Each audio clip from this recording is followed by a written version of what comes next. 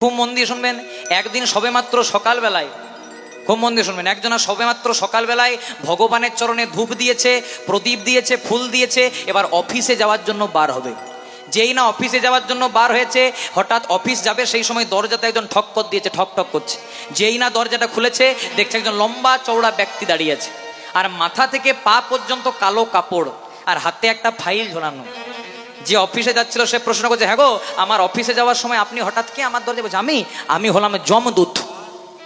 বলছে, সে কি আবার বলছেন, যমদূত? বলে, হ্যাঁ যমদূত। বলছে, আর আধ ঘন্টার মধ্যে তোমার ভবপারে যাওয়ার টিকিট আছে, তাই যমরাজ একটু আগের থেকে পাঠালো তোমাকে আধ ঘন্টা আগের থেকে ভালো করে সেবা শুশ্রূষা করে নিয়ে যাওয়ার জন্য। তখন লোকটা বলছে, আমার শরীরে না আছে ব্লাড ক্যান্সার, না আছে সুগার, না আছে প্রেশার, আর আধ ঘন্টা? বলে, হ্যাঁ, আর আধ ঘন্টার মধ্যে তুমি অফিসে যাওয়ার জন্য গাড়িতে স্টার্ট দেবে, কিক দেবে, তোমার স্ট্রোক হবে, তুমি মারা যাবে। তো লোকটা মনে মনে চিন্তা করছে, যখন আধ ঘন্টার মধ্যে মারা যাবো, তাহলে বাইরে কেন মারা যায়, ঘরেই যাই। কেন, অন্তত মারা যাওয়ার আগে অন্তত শেষের দিনে অন্তত ঘরের লোকগুলোকে তো দেখতে পাবো। এবার যমদূতের হাত থেকে ধরে ঘরের মধ্যে নিয়ে এসেছে, ঘরের মধ্যে এনে গল্প শুরু করেছে। মা বলছে, যমদূত সব তো বুঝলাম, তা আপনার হাতে যে ফাইল, এটা কিসের ফাইল? বলছে, এটা কিসের ফাইল জানো? বলছে, কিসের? আজ থেকে 1 বছর পর্যন্ত যারা যারা মারা যাবে তাদের নাম প্রথম থেকে শেষ পর্যন্ত লিস্ট করা আছে, আর প্রথমে তোমার নামটি লেখা আছে। তখন লোকটা মনে মনে চিন্তা করছে, যখন আর আধ ঘন্টার মধ্যে মারা যাবো, ওটা ভালো কাজ করি, কারণ কর্ম যদি ভালো করি তার ওপারে গিয়ে ফলটাও ভালো পাবো। তাই করেছি কি, যমদূত তাহলে আর আধ ঘন্টার মধ্যে যখন মারা যাবো আপনি একটু শুয়ে দিন, আমি আপনার পদসেবা করবো। এবার যমদূতকে শুয়ে দিয়ে লোকটা পদসেবা করতে শুরু করেছে, মানে পা টিপছে। এমন ভাবে পদসেবা করেছে যে পা টিপতে টিপতে টিপতে টিপতে কি হয়েছে, যমদূত ঘুমিয়ে গেছে। যেই না যমদূত ঘুমিয়ে গেছে, লোকটা মনে মনে চিন্তা করছে, এই সুযোগ দেখি তো কেমন লেখা আছে নামটা। যেই না ফাইলটা খুলেছে, তখন দেখছে না, সত্যিই তো লেখা আছে অমুক পাল, ওর নামটাই। আচ্ছা, এখানে কারো পাল পদবী নাই তো? বড় ভয় লাগে। জয় রাধে, আপনাদের কথা বলি নাই। প্রথমে লেখা আছে অমুক পাল। লোকটা মনে মনে চিন্তা করছে কি করবো। দেখবেন বাজারে কালি মোছা কলম পাওয়া যায়, যেগুলোকে হোয়াইট না, একটা বাজার থেকে কালি মোছা কলম এনে ওর নামটাতে কালি মোছা কলমটা দিয়ে দিয়েছে। আর যার একদম শেষে নাম ছিল ওরটাতেও বলিয়ে দিয়েছে। ওর নামটা করেছে শেষে, আর শেষের লোকটার নামটা করেছে প্রথমে। মনে মনে চিন্তা করছে, যখন বাঁচবো তখন 1 বছর বেঁচেই যায়, যাদের যাদের কাছে ধার ছিল ধারগুলো শোধ করবো না, লোকের কাছে বেশি বেশি ধার নিয়ে নেবো, যার যেমন ভাব তার তেমন লাভ। এবার লোকটা করেছে কি, ওর নামটা করেছে শেষে, শেষের লোকটার নামটা করেছে প্রথমে। এবার মনে মনে চিন্তা, উঠুক বেটা, যমদূত দেখাচ্ছি মজা। এবার যখন 25 মিনিট পেরিয়ে গেছে আর 5 মিনিট সময়, তখন যমদূত উঠে গেছে, কই তৈরি তো? একদম তৈরি। আর মনে মনে চিন্তা যে ফাইলটা খুলে একবার দেখ কি করেছি। এবার যেই না বলছে, তাহলে চলো আমার সঙ্গে, বলছে দাঁড়াও দাঁড়াও, আপনার ফাইলটা এবার খুলুন। এবার যেই না একটু ফাইলটা খুলে বলছে, দাঁড়াও দাঁড়াও দাঁড়াও। যমদূত বলছে, দাঁড়াও, অনেকের বাড়িতে প্রাণ নেওয়ার জন্য যাই ভাই, আমাকে দেখে কারো মুখ হয়ে যায়, চোখগুলো বড় হয়ে যায়, কিন্তু তোমার মতো এত সুন্দর পদসেবা কেউ করে না। তাই এত সুন্দর তুমি যে পদসেবা করলে, তাই মরে যাওয়ার আগে তোমাকে একটা আশীর্বাদ দিতে চাই। লোকটা মনে মনে চিন্তা করছে, একেই তো ফাইলে হরিবল করেছি, তারপর আবার আশীর্বাদ, মানে বাই 1 get 1 ফ্রি। জয় রাধে। বলছে, কি আশীর্বাদ? খুব কনফিডেন্স। বলছে, কি আশীর্বাদ বলুন তাহলে? বলছে, শোনো, যমরাজ যা নিয়ম করেছে, এই যে তুমি আমার এত সুন্দর পদসেবা করলে, তাই তোমাকে আশীর্বাদ দিতে চাই। বলে, কি? যমরাজ যা নিয়ম করেছে শুধুমাত্র তোমার জন্য স্পেশাল অফার। বলে, কি?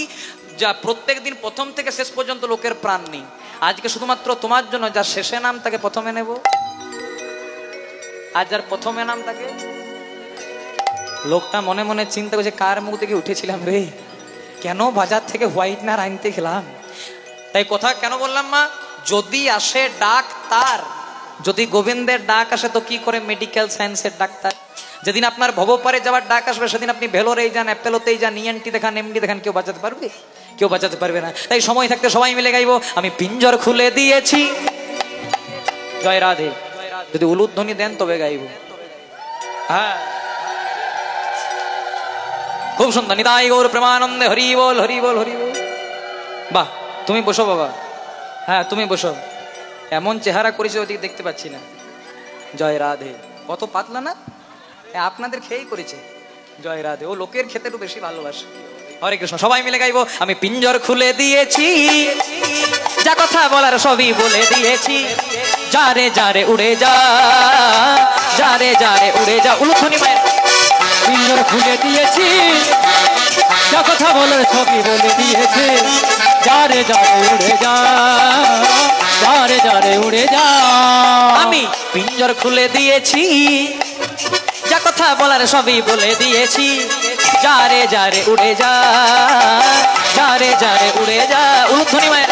পিঞ্জর পিঞ্জর পিঞ্জর খুলে দিয়েছি, যা কথা বলার সবই বলে দিয়েছি, যারে যারে উড়ে যা, যারে যারে উড়ে যা।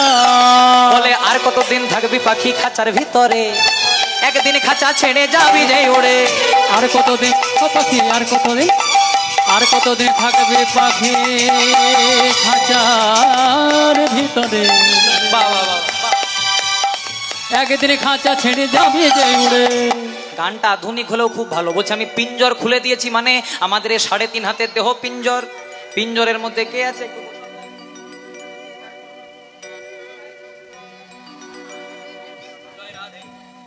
বলছে যা আছে ব্রহ্মাণ্ডে, যদি সদ্গুরুর চরণ আশ্রয় করে খোঁজ করতে পারেন, সবই আছে আমাদের এই 3.5 হাতের দেহ ভাণ্ডে। তাহলে পিঞ্জর খুলে দিয়েছি। পিঞ্জর মানে কি? আমাদের এই 3.5 হাতের দেহ পিঞ্জর। পিঞ্জরের মধ্যে কে আছে না প্রাণরূপী পাখি। যতক্ষণ শরীরের মধ্যে থাকবে প্রাণ, ততক্ষণই আমাদের দাম। আর যখনই শরীর থেকে প্রাণটা বেরিয়ে যাবে, আপনার নাম অমুক, আমার নাম অমুক, এই নামে কেউ ডাকবে না। কেউ বলবে লাশ, কেউ বলবে ডেড বডি, কেউ বলবে মোরা। মেডিসিনের কারখানায় যখন একটা মেডিসিন তৈরি হয়, পেছনে লেখা থাকে এক্সপায়ার ডেট। ভগবানের কারখানাতে আমরাও তৈরি হয়েছি মা, পেছনে এভেলেবেল আছে এক্সপায়ার ডেট। কিন্তু পার্থক্য কি? ওষুধের গায়ে এক্সপায়ার ডেট লেখা থাকলে সেটাকে আমরা বুঝতে পারি, ফেলে দিই। কিন্তু যেদিন আমাদের গায়ে এক্সপায়ার ডেট লেখা থাকবে, সেদিন বলো হরি হরি বল করে শ্মশান ঘাটে নিয়ে গিয়ে পুড়িয়ে দেবে। নিতাই গৌর প্রেমানন্দ হরি বল। তাই তো রবীন্দ্রনাথ ঠাকুর বলেছে কুমোর পাড়ার গরুর গাড়ি, বোঝাই করা কলসি হাঁড়ি, গাড়ি চালায় বংশী বদনা সঙ্গে যে যায়। কত জানো গো? বাহ, আপনারা এত জানেন না, কিছু বলার নাই। আমি তো মুখস্থ করে বলছি, আর আপনারা এত সুন্দর বলছেন, কিছু বলার নাই। ওই যে কুমোর পাড়ার গরুর গাড়ি, খড় মাটিতে কুমোর যেমন ঠাকুর গড়ে, মন দিয়ে শুনবেন, খড় মাটিতে কুমোর যেমন ঠাকুর গড়ে, রক্ত মাংস দিয়ে ভগবান তেমনি একটা 3.5 হাতের মানব দেহ গড়ে। তাহলে কুমোর পাড়ার গরুর গাড়ি মানে আমাদের এই দেহ গাড়িটা। বোঝাই করা কলসি হাঁড়ি, গাড়িটা ফাঁকা নাই মা। কি কি আছে? 10 ইন্দ্রিয়, ষড়রিপু কাম ক্রোধ লোভ মোহ মদ মাৎসর্য, পঞ্চভূত ক্ষিতি অপ মরু তেজ বোম, ত্রিগুণ সপ্তগুণ তমগুণ রজগুণ, মানে 24 তত্ত্বে বোঝাই করা কলসি হাঁড়ি। গাড়ি চালাই বংশী বদন, মানে গাড়ির মালিক কে? স্বয়ং গোবিন্দ। গোবিন্দ যদি গাড়ির মালিক হতো বাবা, না হতো ব্লাড ক্যান্সার, না থাকতো সুগার, না থাকতো প্রেশার। আচ্ছা, এখানে কাদের কাদের সুগার আছে একবার হাত তুলুন তো। দক্ষিণে সুগারই নাই যে গো। জয় রাধে। এই যে আমার সঙ্গে করতাল বাজাচ্ছে না, এই ছেলেটা সুগার ছিল, সুগার চলে গেছে। আমি ওকে একটা ব্যায়াম বলেছি, দেখাবো ব্যায়ামটা? হ্যাঁ, যাদের সুগার আছে একটু শিখে নিন। জয় রাধে। মনে করুন আপনি কারু বাড়িতে গেছেন, এই আমরা যেমন অলোক কাকুর বাড়িতে এসেছিলাম, সকাল থেকে চলে এসেছি। জয় রাধে। মনে করুন আপনারা কারু বাড়িতে গেছেন, মিষ্টি দিয়েছে, চা দিয়েছে, তখন এমনি করবেন জয় রাধে। রসমালাই দিয়েছে, কলাকন দিয়েছে, জয় রাধে। যা দেখবেন এমনি করবেন। আর আমরা যদি পাই, আমরা না তো বলতেই জানি না, বরং আরো 2-3টে বেশি করে চেয়ে নিই। জয় রাধে। তাহলে গাড়ি চালাই বংশীবদন, মানে গাড়ির মালিক স্বয়ং গোবিন্দ। কিন্তু আমরা সঙ্গে একজনকে বসিয়ে দিয়েছি, সঙ্গে যায় ভাগ্নে। মদন মানে কামনা, মদন মানে বাসনা, মদন মানে লোভ, মদন মানে লালসা। আর এগুলোকে যদি দূর করতে হয় কিসে যাবে? সবাই মিলে হাত দুটি তুলে গাইবো। এতটাও গরম পড়ে নাই মা, একটু হাত দুটো তুলো গো। হ্যাঁ, রাধা গোবিন্দ নাম বলো রে রাধে রাধে, গোবিন্দ নাম বলো রে রাধে রাধে, রাধা গোবিন্দ নাম, রাধা গোবিন্দ নাম, রাধা গোবিন্দ নাম বলো রে রাধে রাধে, রাধে রাধে, রাধে রাধে। রাধা গোবিন্দ নাম বলো রে রাধে রাধে, রাধা গোবিন্দ নাম বলো রে রাধে রাধে, গোবিন্দ নাম বলো রে রাধে রাধে, রাধা গোবিন্দ নাম বলো রে রাধে রাধে, গোবিন্দ নাম বলো রে রাধে রাধে। বলো রাধে রাধে রাধে রাধে জয় রাধে, রাধে রাধে রাধে রাধে জয় রাধে। বলো রাধে রাধে রাধে রাধে জয় রাধে, রাধে রাধে রাধে রাধে জয় রাধে। বলো রাধে রাধে জয় রাধে, রাধে রাধে শ্রী রাধে। বলো রাধে রাধে জয় রাধে, রাধে রাধে শ্রী রাধে। ও মায়েরা, হাতগুলো নেমে যাচ্ছে কেন? একটু তোলো। হ্যাঁ, সবাই মিলে হাত তুললে হবে না, যত ঘুম আছে সব ছেড়ে যাবে। জয় রাধে, আপনাকে বলছি। হ্যাঁ, হাত দুটি তুলে সবাই মিলে একসঙ্গে গাইবো। সবাই মিলে একসঙ্গে হাতে হাতে করো তালি দিতে। বলে রাধে তোমায় বারে বারে করছি যে মানা, যমুনাতে জল ভরিতে একলা যেও না। রাধে তোমায় বারে বারে করছি যে মানা, যমুনাতে জল ভরিতে একলা যেও না। রাধে তোমায়, রাধে তোমায়, রাধে তোমায় বারে বারে করছি যে মানা, যমুনাতে জল ভরিতে একলা যেও না। ওগো রাধে তোমায় বারে বারে করছি যে মানা, করছি যে মানা, করছি যে মানা, যমুনাতে জল ভরিতে একলা যেও না। ও রাধে, ও রাধে, ও রাধে, ও রাধে।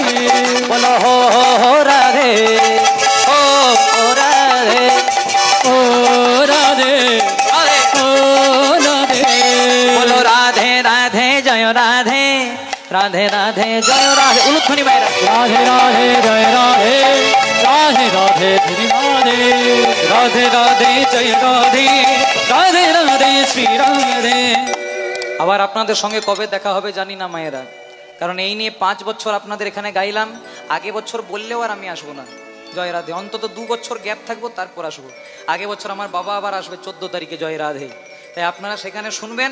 আবার 2 বছর পরে আমি আসবো, তার আগে চলুন সবাই মিলে আবার 2টি বাহু তুলে গাইবো, বলো রাধে রাধে রাধে রাধে জয় রাধে রাধে রাধে রাধে রাধে শ্রী রাধে রাধে রাধে রাধে রাধে জয় রাধে রাধে রাধে রাধে রাধে শ্রী রাধে। বলো রাধে তোমায় বারে বারে করছি যে মানা, যমুনাতে জল ভরিতে একলা যেও না। ওগো রাধে তোমায় বারে বারে করছি যে মানা, করছি যে মানা, করছি যে মানা। যমুনাতে জল ভরিতে একলা যেও না। জয় জয় রাধা জয় জয় রাধা জয় জয় রাধা জয় জয় রাধা জয় জয় রাধা রমন হরি বল বল বল বল জয় জয় রাধা রমন হরি বল। জয় জয় রাধা বলো রাধা, জয় জয় রাধা বলো রাধা, জয় জয় রাধা রমন হরি বল জয় জয় রাধা রমন হরি বল। জয় জয় রাধা জয় জয় রাধা জয় জয় রাধা রমন হরি বল জয় জয় রাধা রমন হরি বল। জয় জয় রাধা রমন হরি বল, জয় জয় রাধা রমন হরি বল, জয় জয় রাধা রমন হরি বল, জয় জয় রাধা রমন হরি বল, জয় জয় রাধা রমন হরি বল, জয় জয় রাধা রমন হরি বল, জয় জয় রাধা রমন রমন হরি বল। তাই যেই না ভোলানাথ বাধা দিতে গিয়েছে অমনি কিন্তু সতী করলো কি, সতী ছিল 1 হয়ে গেল 10। শিব করলো কি, ত্রিশূলটিকে নামিয়ে শুরু করলো চণ্ডীপাঠ। যেই না চণ্ডীপাঠ করে দিয়েছে, এবার শিব বলছে বাবা সতী আমি যদি জানতাম যে তোমার অঙ্গে এতরূপ আমি কোনোদিনও বাধা দিতাম না, যাও যাও তুমি চলে যাও। তখন বলছে স্বামী আমাকে কিছু দাও, আমি এইভাবে যাব। তখন শিব বলছে তুমি হলে রাজদুলালি আর আমি হলাম দিন ভিখারি, আমি শ্মশানে মশানে ঘুরে বেড়াই, ভূত প্রেত দৈত্যদানাকে সঙ্গে আমি কি দেবো বল। তাই ভোলানাথ করলো কি, দিতে কিছু পারলেন না, কিন্তু শ্মশানে মশানে ঘুরে বেড়াই বলে একটি সাদা শাড়ি, লাল পাড়, একটি সিঁদুরের ফোঁটা আর লাল টকটকে করে সিঁদুর পরিয়ে দিয়ে এবার বলছে যাও জয় রাধে। আর যাওয়ার সময় 2টো বডিগার্ড দিলেন জয় রাধে। ভোলানাথের সঙ্গে 2 জনা থাকে, কে কে? নন্দী আর ভেঙ্গি। নন্দীকে দিল আর ভেঙ্গিকে দিল। এবার সতীমা যাচ্ছে কোথায়? বাপের বাড়ি। সতীর বাপের বাড়ির কি নাম? জায়গাটার নাম হচ্ছে কঙ্খল, উত্তরাখণ্ডে, যেখানে রামদেব বাবা বর্তমানে পতঞ্জলি কারখানাটি করেছেন। এবার সতীমা যাচ্ছে, ভাবটি কেমন? বলে আনন্দেতে চলেন মায়ামার বাবার বাড়ির পথে। আনন্দেতে চলেন মায়ামার বাবার বাড়ির পথে। বলে আনন্দেতে চলেন মায়ামার বাপের বাড়ির পথে। আনন্দেতে চলেন মায়ামার বাপের বাড়ির পথে। নন্দিয়ার ভেঙ্গে জয় মায়ের সাথে। নন্দিয়ার ভেঙ্গে জয় মায়ের সাথে। ওই নন্দিয়া ভেঙ্গে জয় মায়ের সাথে। নন্দিয়ার ভেঙ্গে জয় মায়ের সাথে। আবার দেখিতে দেখিতে মায়ামার কঙ্খলেতে এলো। দেখিতে দেখিতে মায়ামার কঙ্খলেতে এলো। দেখিতে দেখিতে মায়ামার কঙ্খলেতে এলো। আবার ভক্ত বৃন্দ সবে মিলে হরি হরি বলো। একবার ভক্ত বৃন্দ সবে মিলে হরি হরি বলো। ভক্তবিন্দু সবে মিলে হরি হরি বলো। বলে আনন্দের আর সীমা নাই রে। আনন্দের আর সীমা নাই রে। বলে আনন্দের আর সীমা নাই। আনন্দের আর সীমা নাই রে। করতে গেছিল আনন্দ, হয়ে গেল নিরানন্দ। সতী যেই না বাপের বাড়িতে গেছে, প্রথমেই দেখা হয়েছে কার সঙ্গে? সতীর মায়ের নাম ছিল প্রসূতি। প্রসূতি জানতো না যে আমার স্বামী ভোলানাথকে আর সতীকে নিমন্ত্রণ করেনি, মায়ের মন তো। তাই প্রসূতি সতী বলছো সতী এত দেরি করলি, আর তুই এসেছিস আর শিব আসেনি, ভোলানাথ আসেনি। সতী বলছে নিমন্ত্রণ করেছ মা, নিমন্ত্রণ করেছ, আমি বিনা নিমন্ত্রণে তোমার কাছে এসেছি। আসার সময় শিব বলেছিল সতী বিনা নিমন্ত্রণে গুরু বাড়ি যাওয়া পর্যন্ত উচিত নয়, তুমি বাপের বাড়ি যাবে। কিন্তু আমি এসেছি কেন জানো? আমি আমার বাবার কাছে জবাব চাইতে এসেছি যে আমার স্বামী কি এমন করলো যে দেব সমাজে সবাইকে নিমন্ত্রণ করে আমার স্বামীকে বেছে বেছে বাদ দিয়ে এত বড় অপমান করলো? মাগো, আর আমি বলতে এসেছি যে যজ্ঞে বৈষ্ণবের আগমন হয় না সেই যজ্ঞটা কোনোদিনও সম্পূর্ণ হয় না। এই যে মনে করুন আপনাদের এই হাড়াল চম্পাহাটি হরিবাসর, বহু বৎসর ধরে হরিবাসরটা হচ্ছে, কিন্তু এখনো সেই রূপে আছে। কেন না, প্রত্যেক বৎসরের মতো এই বৎসরও অনেক ভক্ত বৈষ্ণবের পদধূলি পড়েছে। বৈষ্ণব কাকে বলে? শুধু জাতিতে বৈষ্ণব হয়? যাহারে দেখিলে মুখে আইসে কৃষ্ণ নাম, যার মুখে থাকে নিরন্তর কৃষ্ণ নাম, জানিবে সেই হলো বৈষ্ণব প্রধান। যাকে দেখে আপনার দুটো কৃষ্ণ কথা বলার লালসা জাগবে, যাকে দেখে মনে হবে এনার সঙ্গে দুটো কৃষ্ণ কথা বলি, সে হলো বৈষ্ণব। দেখবেন মায়েরা, যারা প্রকৃত বৈষ্ণব হয়, যারা প্রকৃত সাধু হয়, যারা প্রকৃত বৈষ্ণব হয়, তারা কিন্তু সবার বাড়িতে সেবা পায় না। আপনি যত বড় বড় সাধু দেখুন, সন্ত দেখুন, বৈষ্ণব দেখুন, সবার বাড়িতে সেবা করে না।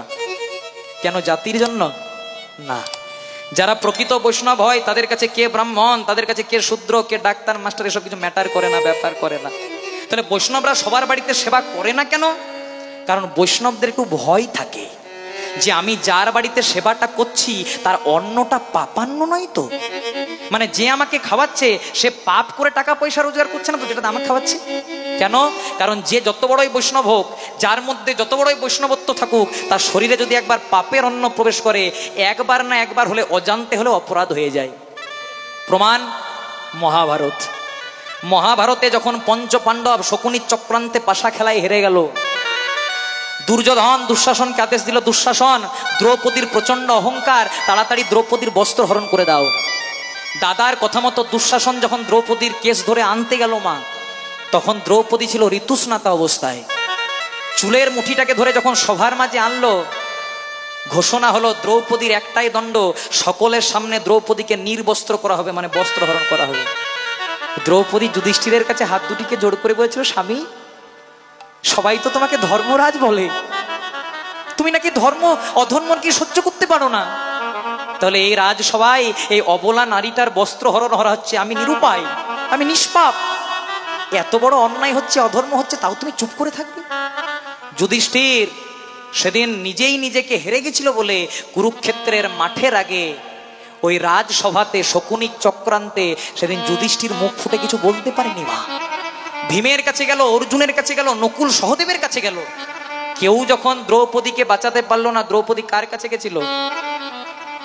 দ্রৌপদী প্রথমে কৃষ্ণের কাছে যায়নি, প্রথমে গেছিল দাদু ভীষ্মের কাছে। কারণ দ্রৌপদী জানতো আমার দাদু ভীষ্ম হচ্ছে সৎ, দাদু ভীষ্ম হচ্ছে চরিত্রবান, দাদু ভীষ্ম অধর্ম সহ্য করতে পারে না, তাই এই রাজসভায় যদি আমাকে কেউ রক্ষা করতে পারে তো আমার দাদু ভীষ্মই পারবে।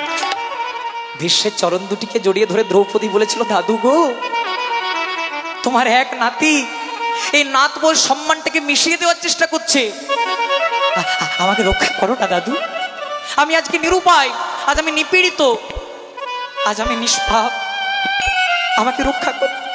টস টস করে দ্রৌপদীর চোখের জলটা ভীষ্মের পায়ে পড়েছিল। মা সেই রাজসভাতে দ্রোণাচার্য ছিল, কৃপাচার্য ছিল, ধৃতরাষ্ট্র ছিল, দ্রৌপদী কারো কাছে যায়নি। দ্রৌপদী ভীষ্মের কাছে গেছিল, দাদু আমি তো তোমার কুলের কুলবধূ, যদি আমার বস্ত্র নিয়ে টানাটানি হয়, যদি আমার অপমান হয়, সেটা তো তোমার কুলের অপমান, আমাকে আমাকে দাদু রক্ষা করো। বারবার করে বলেছিল, কিন্তু ভীষ্ম সেদিন কথাটা শুনে কি করেছিল? মাথাটাকে নত করে দিয়েছিল। মাথা নত করা মানে স্যালেন্ডার করা, মানে সম্মতি দেওয়া, মানে দুর্যোধনকে সম্মতি দিল যে আমিও নিরুপায়, তুমি যা করার করো। তারপরে আপনারা সবাই যখন কেউ যখন বাঁচাতে পারলেন, আপনারা সবাই জানেন, তখন গোবিন্দের কাছে গেছিল। গোবিন্দ এত বসন দিল যে দুঃশাসন বসন টেনে টেনে ক্লান্ত হলো, দ্রৌপদীর বসন শেষ হয়েছিল। মা রাত্রিবেলায় দ্রৌপদীর বস্ত্র হরণ করতে পারলো না, কিন্তু রাত্রিবেলায় দ্রৌপদী গেছিল গোবিন্দের কাছে। হ্যাঁ গো দয়াময়, এই রাজসভাতে আমাকে নিয়ে এত অন্যায় হলো, কেউ বাঁচাতে পারলো না, মানলাম সবাই হেরে গেছিল, কিন্তু আমার দাদু ভীষ্ম নাকি এত সৎ, এত চরিত্রবান, সে নাকি অন্যায় সহ্য করতে পারে না, তাহলে ভীষ্ম আজকে চুপ করে কেন ছিল? সেদিন ভগবান বলেছিল, দ্রৌপদী, ভীষ্ম হয়তো সৎ, ভীষ্ম হয়তো চরিত্রবান, ভীষ্ম হয়তো অন্যায় সহ্য করতে পারে না, কিন্তু এত বড় অন্যায়টা দেখেও ভীষ্ম চুপ করে কেন ছিল? কারণ ভীষ্ম খাবার খেত কার ঘরে? দুর্যোধনের ঘরে। আর দুর্যোধনের অন্নটা ছিল পাপান্ন, তাই দুর্যোধনের পাপের অন্নটা ভীষ্মের শরীরে ছিল বলে এত বড় অন্যায় দেখা সত্ত্বেও সেদিন ভীষ্মদেব মাথা নিচু করেছিল। তাই তো পদকর্তা পদাবলিতে কি বলছে জানো? ভগবান বলে, ভক্ত যদি খাওয়াই আমায় সেদিন আমি খাই, আর ভক্ত যেদিন না খাওয়ায় আমায় সেদিন আমি উপবাসে যাই। ভক্ত যেদিন খাওয়াই আমায় সেদিন আমি খাই, ভক্ত যেদিন না খাওয়াই আমায় উপবাসে যায়। ভগবান কি বলেন? ভগবান বলেন, ভক্ত যদি খাওয়ায় আমায় সেদিন আমি খাই, আর ভক্ত যেদিন না খাওয়ায় আমায় সেদিন আমি সারাদিন উপবাসে যাই। ভগবান বলে, আমি যাত্রার কাছে খাই না। ভগবান কি বলেন? আমি যাত্রার কাছে খাই না। তাহলে তো আপনাদের মনে প্রশ্ন জাগতে পারে, ভগবান যদি যাত্রার কাছে না খাই তো ভগবান খাই কার কাছে? ভগবান বলেন, আমি যাত্রার কাছে খাই না, কিন্তু আমি কার কাছে খাই? বলে, আমি যার, আমি তার কাছে খাই। আমি যাত্রার কাছে খাই না, কিন্তু আমি যার, আমি তার কাছে খাই। সেই ভক্তের প্রমাণ ছিল মাধবেন্দ্রপুরী, যার জন্য ভগবান করেছিল মালসা ভোগ চুরি। নাম নিল ক্ষীরচোরা গোপীনা, ছিল মাধবেন্দ্রপুরী, যার জন্য ভগবান করেছিল মালসা চুরি। নাম নিল ক্ষীর চোরা গোপীনা। আর এই লাইনটা শুনুন, ভক্ত যদি শক্ত হয় তবে ভগবানের পরাজয়। ভক্ত যদি শক্ত হয় ভগবানের পরাজয়। ভক্ত যদি শক্ত হয় তবে ভগবানের পরাজয়। আসলে জয় রাধে। এখানে আপনাদেরকে যখন চলে এসেছি অনেকটা একটু ভালো করে একটা কথা বলে যাই মা। বৃন্দাবনে তখন বাজছে রাত্রি 12টা। বৃন্দাবনে রাত্রি 12টার পৌষ মাসের দিন। ও মায়েরা, পৌষ মাসের দিন ঠান্ডা থাকে না গরম থাকে? গরম থাকে। কত জানো তুমি? বাবা বলছে গরম থাকে। পৌষ মাসের দিন ঠান্ডা থাকে। রাত্রি 12টার সময় পৌষ মাসের দিন হুহু ঠান্ডা। ভগবান শ্রীকৃষ্ণ মাথায় কয়েকটা ইট নিয়ে আর পাথর নিয়ে ছুটে ছুটে যাচ্ছে বাবা। আর দেখা হয়েছে কার সঙ্গে? নারদের সঙ্গে। নারদ বলছে, ও প্রভু, তোমার অনেক লীলা দেখেছি, কালীয় দমন দেখেছি, মৃত্তিকা ভক্ষণ দেখেছি, কংসবধ দেখেছি, ওই এই লীলা তো দেখি নাই যে পৌষ মাসের দিন হুহু ঠান্ডা মাথায় রাত্রি 12টার সময় ইট পাথর নিয়ে যাচ্ছ। তখন ভগবান বলছে, নারদ, বৃন্দাবনে আমার একজন ভক্ত আছে গো। কি নাম? ভক্তের নাম মাধব দাস। ভক্ত আমাকে এত ভালোবাসে যে 24 ঘন্টা 24 আওয়ার শুধু আমারই নাম করে। ভক্তকে বললাম, হ্যাঁ রে ভক্ত, তোর যে ভালো ঘর নাই, আগে একটা ঘর ভালো করে কর, তারপর আমাকে ডাকবি। কিন্তু ভক্ত বলছে, প্রভু তোমার নাম করতে করতেই সময় চলে যায়, ঘর করবো কখন? তাই ভক্ত যদি আমাকে এতটা ডাকতে পারে, আমি নিজে ভক্তের জন্য ইট পাথর মাথায় নিয়ে ঘর করতে যাচ্ছি। তখন নারদ মুনি বলছে, হ্যাঁ গো প্রভু, রাত্রি 12টার সময় পৌষ মাসের দিন এত ঠান্ডাতে কেন যাচ্ছ? সকালে যেতে পারতে তো। তখন ভগবান বলছে, আমার বাবার তো আর ইট ভাটা নাই। জয় রাধে। এগুলো সব চুরি করা জিনিস, আর সকালবেলায় চুরি করলে পিঠে উত্তম মধ্যম পড়বে। আর ছোটবেলা থেকে আমার নাম ননি চোরা, মাখন চোরা, তাই চুরি করতে ভালোবাসি। রাত্রিবেলায় লোকের ঘরে চুরি করে একটু তাড়াতাড়ি ভক্তের ঘরটা সেন্টারিং করে দিয়ে চলে আসি। জয় রাধে। তখন নারদ মুনি মনে মনে চিন্তা করছে, না না, বড় মাপের ভক্ত, বড় মাপের ভক্ত না হলে ভগবান স্বয়ং মাথায় ইট পাথর নিয়ে চুরি করে ঘর করার জন্য যাবে না, দেখতে হবে ভক্তটা কেমন। এবার ভগবান যাওয়ার আগে নারদ মুনি একটি ব্রাহ্মণের বেশ ধরে চলে যাচ্ছে। কেমন ভাবে? ভক্ত যদি শক্ত, পণ্ডিত রইল পোষে, বৃক্ষের ফলটি বৃক্ষে রইল, শুধু বৃন্ত গেল পোষে। ভক্ত যদি শক্ত। ও মায়েরা, চলো একটু হাত দুটি তুলে গাইবো, হরে কৃষ্ণ হরে কৃষ্ণ কৃষ্ণ কৃষ্ণ হরে হরে, হরে রাম হরে রাম রাম রাম হরে হরে। হরি হরে কৃষ্ণ কৃষ্ণ কৃষ্ণ হরে হরে, হরে রাম রাম রাম হরে হরে। জয় রাধে। হয়েছে কি, আজকে নারদ মুনি দেখতে এসেছে ভগবান আসার আগে দেখবো ভক্তটা কেমন, যার জন্য ভগবান ইট পাথর চুরি করে নিয়ে ঘর করতে যাচ্ছে। এবার যেই না এসেছে, মায়েরা খুব মন দিয়ে শুনবে, যেই না আজকে নারদ এসেছে ভক্তটাকে দেখার জন্য ব্রাহ্মণের বেশ ধরে, তখন দেখছে রাত্রি 12টার সময় ওই মাধব দাস ভক্তটা উঠানের মধ্যে একটা কাটারি ধার করছে। মনে মনে চিন্তা করছে, নে বাবা, তাহলে ভুল ঠিকানাতে চলে এলাম নাকি? ভক্ত যদি হবে তো কাটারি কেন ধার করবি? এখন তোমার নাম কি বল? আমার নাম মাধব দাস। তা তুই শুনেছি নাকি তুমি এত বড় ভক্ত, তাহলে রাত্রিবেলায় কাটারি কেন ধার করছো? এবার ভক্ত কি বলছে দেখুন, ভক্ত বলছে আমার টার্গেট লিস্টে 3 জনা আছে, 3 জনাকে টার্গেট করে রেখে যদি পাই না বেটাদেরকে কাটারি দিয়ে শেষ করে দেবো। তখন নারদ মুনি মনে মনে চিন্তা দাগি আসামি তো, একে আবার কি কৃপা করবে? বলছে ঠিক আছে সব বাদ দিলাম, এখন 3 জনা কে কে যাদেরকে তুমি টার্গেট করে রেখেছো? বলছে নাম শুনবে। প্রথম জনার নাম হলো ভক্ত প্রহ্লাদ। বলছে সে কি বলছো, এত বড় নারায়ণের ভক্ত, ওকে মারবো? ওকে মারবো। বলে কেন? সবে মাত্র লক্ষ্মী দেবী থালা ভর্তি খাবার দিয়ে নারায়ণকে দিয়েছে।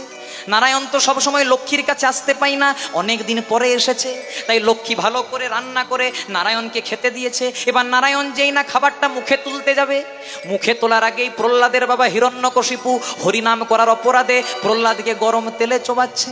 প্রহ্লাদ বলে দিয়েছে হে নারায়ণ দয়া কর, দয়া করো। যেই না বলে দিয়েছে হে নারায়ণ দয়া করো, নারায়ণ খাবারটা এত দূরে নিয়ে আর মুখে যায়নি, খাবারটাকে রেখে ছুটে প্রহ্লাদের কাছে কৃপা করার জন্য গেছে। তা কেন বাবা প্রহ্লাদ একটু পরে ডাকতে পারলি না? তোর তো ভগবানের কৃপা আছে, মরে তো আর যাচ্ছিস না, একটু পুড়তিস তো পুড়, তাকে ভগবানের খাবারটা হয়ে যাবে। ওই ভগবান খাওয়া ছেড়েছে তা বুঝবে না, শেষ করে দেবো। তখন নারদ মুনি মনে মনে চিন্তা করছে না, বড় মাপের এই ভক্ত, এই ভক্ত দেখি নাই কোনোদিনও। বলছে প্রথম জনের নাম প্রহ্লাদ, দ্বিতীয় জনের নাম? বলছে ওর নাম? ওই বেটার তো নামেই করো না। বলে কেন? বলছে ওর নাম হলো মহাভারতের অর্জুন। বলছে ওই সে দ্রৌপদীর স্বামী সখা কৃষ্ণ ভগবান। বলে ওকে আমার। বলে কেন?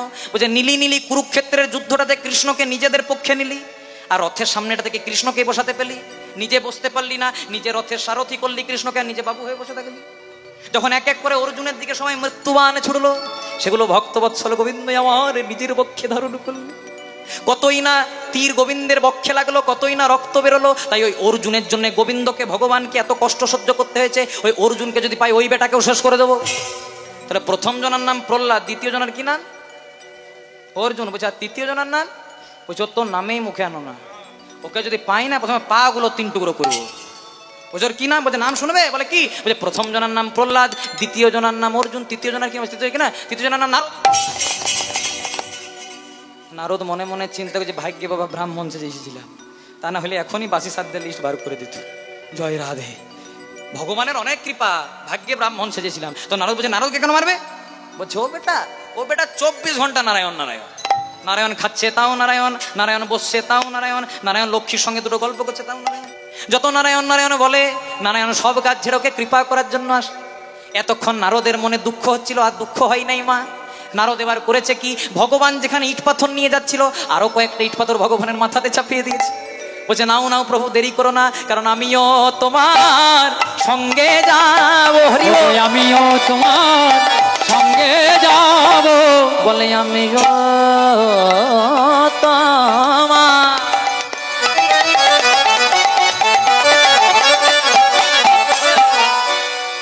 আমিও তোমার সঙ্গে যাব।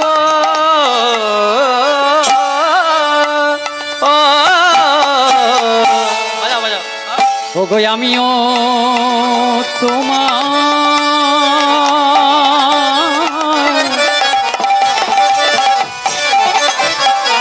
আস্তে। ও মায়েরা, এই বাজনাটা ভালো লাগছে? হ্যাঁ, ও আমার অনেক ছোটবেলার বন্ধু। জয় রাধে।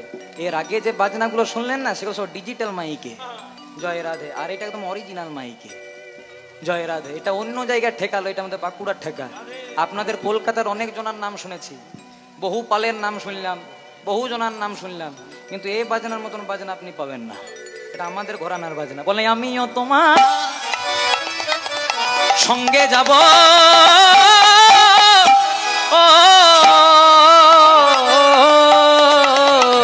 ওগো আমিও তোমার।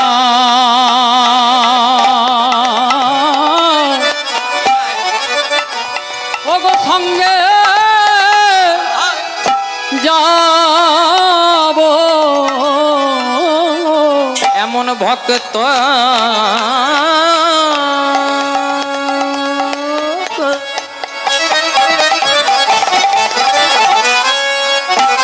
ভক্ত কভু দেখি নাই গো। তাই তো আমিও তোমার সঙ্গে যাব। এমন ভক্ত কভু দেখি নাই গো। তুমি সঙ্গে আমার নিয়ে চলো ভক্ত কবু দেখি নাই গো গো সঙ্গে আমায় নিয়ে চলো ভক্ত কবু দেখি নাই গো তুমি সঙ্গে আমায় নিয়ে চলো ভক্ত কবু দেখি নাই গো গো সঙ্গে আমায় নিয়ে এমন চলো ভক্ত কবু দেখি নাই গো সঙ্গে আমায় নিয়ে চলো এমন ভক্ত কবু দেখি নাই গো তুমি সঙ্গে আমায় নিয়ে এমন চলো ভক্ত কবু দেখি নাই গো গো সঙ্গে আমায় নিয়ে এমন চলো ভক্ত কবু দেখি নাই গো তুমি সঙ্গে আমায় নিয়ে এমন চলো ভক্ত কবু দেখি নাই গো তুমি সঙ্গে আমায় নিয়ে চলো কবু দেখি নাই গো আমায় সঙ্গে করে নিয়ে এমন চলো ভক্ত কবু দেখি নাই গো তুমি সঙ্গে আমায় নিয়ে চলো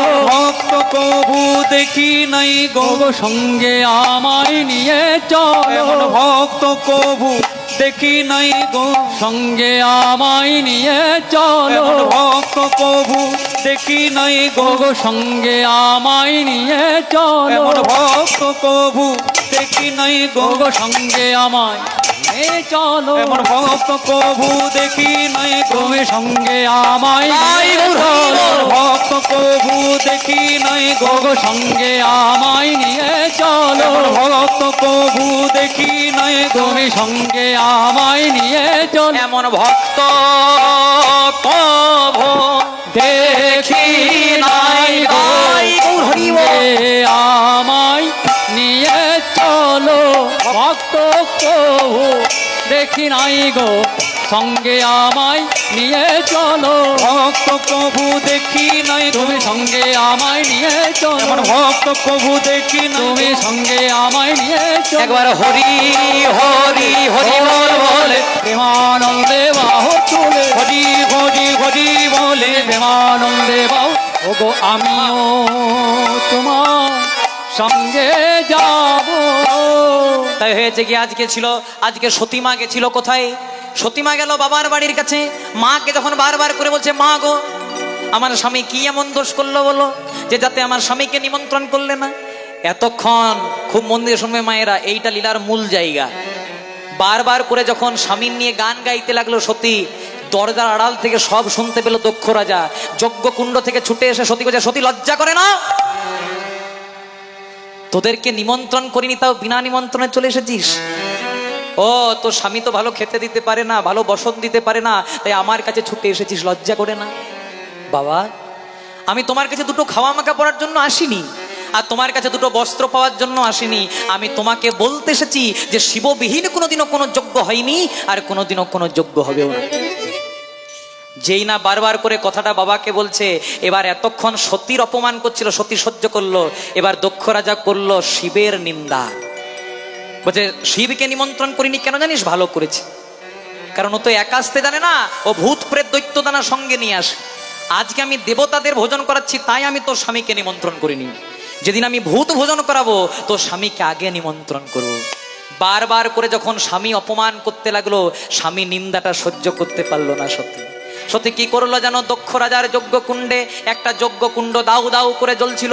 নন্দী ভিঙ্গির অজান্তে, সবার অজান্তে শিব শিব নাম ধরে, শিব শিব নাম ধরে সতীমায় আমার ডাকিতে লাগিল, সতীমায় আমার ডাকিতে লাগিল। দক্ষ রাজার যজ্ঞকুণ্ডে যজ্ঞকুণ্ডে সতী ঝাঁপ, সতী ঝাঁপি দিয়ে দিল। যখন নন্দী ভিঙ্গি জানতে পারলো মার বেঁচে নাই, তখন ছুটে গেল শিবের কাছে। বাবা, তুমি তো বলেছিলে যে সতীকে যেন ভালো করে নিয়ে আসি, কিন্তু আর আনা হলো না গো। কেন রে নন্দী? ও অনেকদিন পরে বাপের বাড়িতে গেছে তো, তাই বুঝি আসেনি। সতী ভালো আছে তো? নন্দী ভিঙ্গি যখন বারবার করে কাঁদছে, শিব বুঝতে পেরেছে কিছু না একটা কিছু হয়েছে। ওরে নন্দী, বল না রে, আমার সত্যি আমার বাড়ির অন্নপূর্ণা, ও ভালো আছে? বারবার করে যখন বলছে ভালো আছে ভালো আছে, নন্দী ভিঙ্গি বলে দিল, বাবা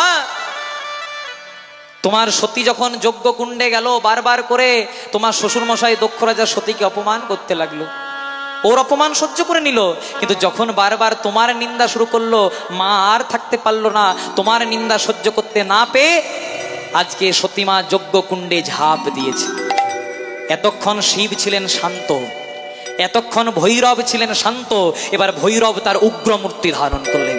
ছিড়িয়া মাথার জটা ভূতলে ফেলিল, বীরভদ্র নামে ভদ্র নামে শিবের জটা হতে জনমলভীর জটা হতে জনমে। এক টুকরো জটাকে ছিঁড়ে যেই না মাটিতে পতিত করলেন, সেই জটা থেকে জন্ম হলো একজন দৈত্য, একজন অসুর, যার নাম হলো বীরভদ্র। শিবের নয়ন জল থেকে জন্ম নিল তারকাসুর। তারকাসির বীরভদ্র আজকে হাত দুটিকে জোড় করে বলছে, বাবা আমরা তোমার মানুষ পুত্র, জন্ম দিলে কেন, কি উদ্দেশ্যে? শিব বলছে, শোনো, তোমাদেরকে জন্ম দিলাম একটাই উদ্দেশ্য, দক্ষযজ্ঞ পণ্ড চাই আর দক্ষ রাজার মুন্ড চাই। এবার বীরভদ্র তারকাসুর শিবের ভূত প্রেত দৈত্যদানা নিয়ে প্রবেশ করলো দক্ষ রাজার যজ্ঞকুণ্ডে। এতক্ষণ হচ্ছিল দেবতাদের ভোজন, দেবতারা ভূত প্রেত দৈত্যদানা থেকে সবাই পালিয়ে গেল, শুরু হয়ে গেল ভূত ভোজন। বীরভদ্র প্রথমেই গিয়ে দক্ষ রাজার চুলের মুঠিটাকে ধরলো, এই মুখেতে শিব নিন্দা করেছিস পাষণ্ড, তাই এই নিয়ে অসি দিয়ে কেটে দিলাম তোর শিব নিন্দার মুন্ড। আজকে দক্ষ রাজার চুলের মুঠিটাকে ধরে অসি দিয়ে দক্ষ রাজার গলাটা কেটে দিল। গলাটা পড়ে রইল একদিকে, দেহটা পড়ে রইল একদিকে। লীলা জগতে শিবের শাশুড়ি মা, যার নাম ছিল প্রসূতি, শিব যখন সেখানে এলো, প্রসূতি বলল, লীলা জগতে তুমি আমার জামাতা, আমি তোমার শাশুড়ি মা, কিন্তু তুমি তো দেবাদিদেব মহাদেব, আমাকে স্বামী ধনে ফিরিয়ে দাও।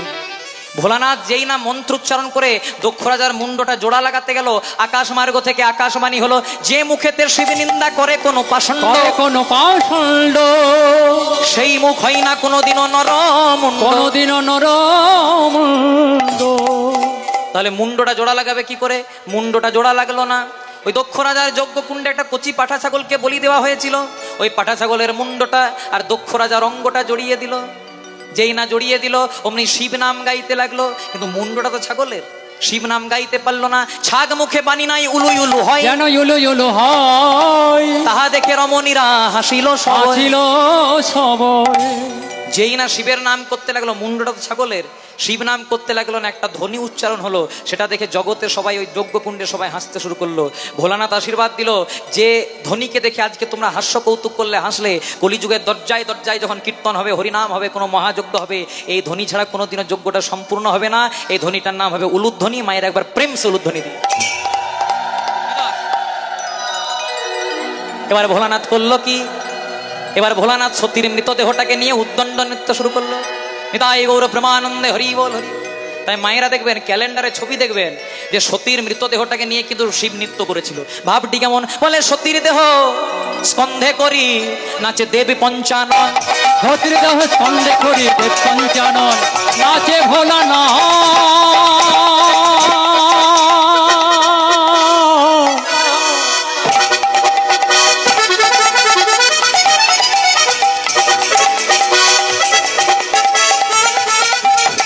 নাচে ভোলানাথ, নাচে রে নাচে রে নাচে রে।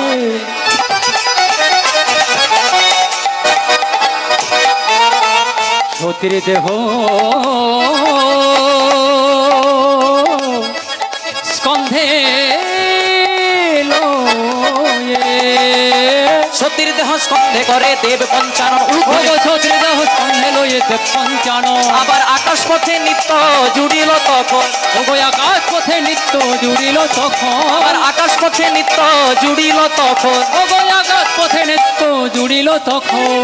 হর হর বম বম নাচে মহাক, হর হর বম বমে নাচে মহাকাল, হর হর বম বম নাচে মহাকাল। আবার নটপট নটপট কনে জটা যায়, ওগো নটপট নটপট করে জটা যায়, আবার নটপট নটপট কনে জটা, ওই আবার নটপট নটপট করে জটা যায়। করুণেতে বাঘ ছাল হাড়ের মালা, ওগো করণেতে বাগে ছাল হাড়ের মালা গলে, পরনেতে বাগে ছাল হাড়ের মালা গলে, ওগো করণেতে বাগে ছাল হাড়ের মালা গলে, যত ভূত প্রেত দৈত্য দানা নাচে তালে তালে, ওগো তো ভূত প্রেত দৈত্য দানা নাচে তালে তালে, তো ভূত প্রেত দত্ত বলা নাচে তালে তালে। হরি বল হরি বল হরি বল, হরি বল হরি বল হরি বল হরি বল।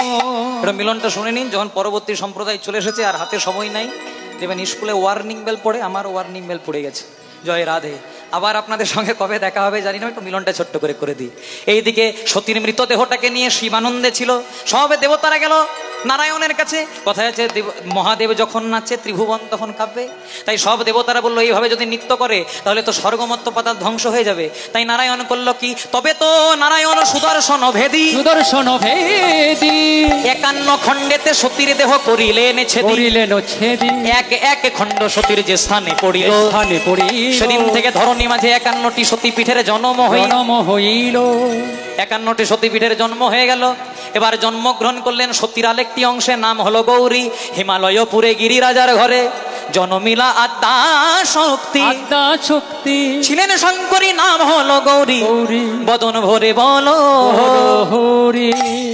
জয় রাধে। আজকে কিন্তু বিয়ের দিনটাও ঠিক হয়ে গেল। আগে যে জন্ম নিয়েছিল তার নাম ছিল সতী, আর এইবারে যে জন্ম নিল তার নাম হলো গৌরী। এর আগের বারে বাবার নাম ছিল দক্ষ রাজা, এবারে বাবার নাম গিরি রাজা। এর আগের বারে মায়ের নাম ছিল প্রসূতি, আর এবার মায়ের কি নাম গো? মায়ের মেনকা। তাই বলে না, মেনকা মাথায় লেগো, সব হবে। জয় রাধে। এবার দিনটিও ঠিক হলো। যেই না দিনটি ঠিক হলো, কবে দিন ঠিক হচ্ছে মা? ওই 13ই ফাল্গুন বছর ছিল ফাল্গুনী চতুর্দশী। আর দেখবেন বিয়ের দিন বিকেল বেলাতে কিন্তু পুকুর ঘাটে একটা রীতিনীতি থাকে, কি না? জল সাইতে যাওয়া। আজকে ভোলা বাবার জল সাইতে চলুন সবাই মিলে। আচ্ছা, কারা কারা বাবার বিয়ে দেখেছেন আপনার হাত তুলুন তো। বাবার বিয়ে কেউ দেখেন নাই? তাহলে ভোলানাথকে সবাই কি বলে? তাহলে এটা কার বিয়ে হচ্ছে? হাত দূরে তুলো সবাই মিলে। বজায় ভোলা বাবার হবে গো বিয়ে, জলসাইতে যায় তোরা আয়, তোরা আয়।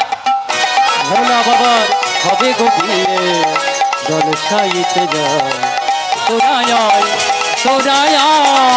আজ ভোলা বাবার হবে গো বিয়ে, জলসাইতে যায় তোরা আয়, তোরা আয়, ও তোরা আয়, তোরা আয়। এবার ভোলা বাবা বিয়ে করতে যাচ্ছে মা। আমরা কিসে করে যাই? দামি দামি গাড়িতে। কিন্তু ভোলানাথ কিসে যাচ্ছে? ষাঁড়ের পিঠে চেপে। আমরা ধুতি পাঞ্জাবি পরে, আর ভোলানাথ কি পরেছে? জয় রাধে। বাঘছাল। আর দেখবেন বাঘছালটা যেন খুলে না যায়, তাই ভোলানাথের মানস কন্যা নাম মনসা 2-3টে ভালো দেখে জাত সাপ এনেছে, আর জাত সাপগুলোকে এনে ভালো করে টাইট করে বেঁধেছে যেন খুলে না যায়। ভাবটি কেমন? আজকে কিন্তু গৌরীর বান্ধবীরা বদ দেখে এসে পরে গৌরীকে বলছে, গৌরী তোর বদ দেখলাম। বলে, গৌরী রে তোর বরে লো রে। জয় রাধে। ষাঁড়ের পিঠে চড়ে রে, ওরে ষাঁড়ের পিঠে চড়ে, গৌরী রে তোর পরে লো রে। ষাঁড়ের পিঠে চড়ে রে, ষাঁড়ের পিঠে চড়ে।